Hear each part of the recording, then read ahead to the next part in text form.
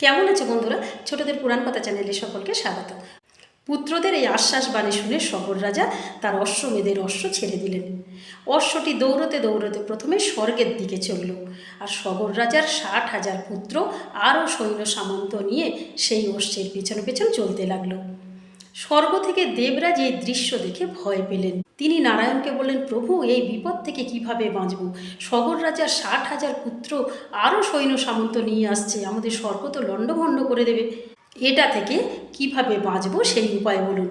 তখন নারায়ণের সঙ্গে ইন্দ্রের পরামর্শ হলো, এবং নারায়ণের পরামর্শ অনুযায়ী ইন্দ্র সেই অশ্বটিকে চুরি করলেন।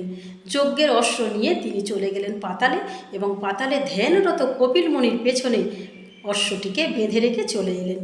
তারপর তো সগর রাজার 60,000 পুত্র হই হই রই রই করতে করতে স্বর্গে পৌঁছালো। স্বর্গে পৌঁছে গিয়ে দেবরাজ ইন্দ্রকে বলল, দেবরাজ ইন্দ্র, আপনি বেরিয়ে আসুন, আমার পিতার যজ্ঞের অশ্ব কই? তাকে তো এখানে দেখতে পাচ্ছি না। দেবরাজ ইন্দ্র অবলীলায় বলে দিলেন, না, আমি তো সেই ঘোড়া দেখিনি, আমি তো তোমাদের ঘোড়া আটকাইনি। এ কথা শুনে সগর রাজার 60,000 পুত্র হতাশ হলেন। তারা স্বর্গের এদিক ওদিক খুঁজে মর্তে এলেন। মর্তের বিভিন্ন জায়গা পরিভ্রমণ করে তারা যজ্ঞের অশ্ব দেখতে পেল না। তখন তারা চলল পাতালে। পাতালে গিয়ে দেখল ধ্যানরত কপিল মুনির পেছনে অশ্বটি রয়েছে। তারা ভাবলো মুনি বোধহয় যোগ বলে তাদের ঘোড়াটাকে আটকে রেখেছে। তারা তখন কপিল মুনির আশ্রম লণ্ডভণ্ড করে দিল, আশ্রম তছনছ করে দিল, আর তাতেই ঋষির ধ্যান ভেঙে গেল। কপিল মুনি প্রচণ্ড রেগে গেলেন।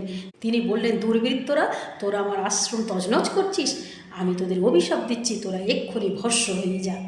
কপিল মুনির এই অভিশাপের সঙ্গে সঙ্গে সগর রাজার 60,000 পুত্র ওই পাতালেই ভস্ম হয়ে পড়ে থাকলো। বন্ধুরা, আজকের এই পর্যন্ত।